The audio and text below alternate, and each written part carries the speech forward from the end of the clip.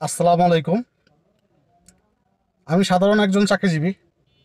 আহ, এটাই আমার প্রধান পরিচয়। আরেকটা জিনিস হচ্ছে, আহ, কি প্রচার করতে চাচ্ছি এই ভিডিওর মাধ্যমে, কি জানাতে চাচ্ছি জাতিকে। দেখেন, আমাদের সমাজে অনেকেই ইহুদি খ্রিস্টান বিধর্মীদেরকে আমরা কাফির হিসেবে জানি আমাদের মুসলমান ধর্ম মতে।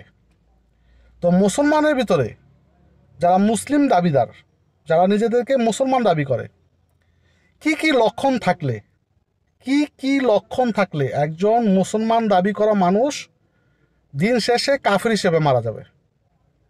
জি, এটাই সত্য। দিন শেষে কাফির হিসেবে মারা যাবে এবং অনন্তকালের জন্য জাহান্নামী হয়ে যাবে।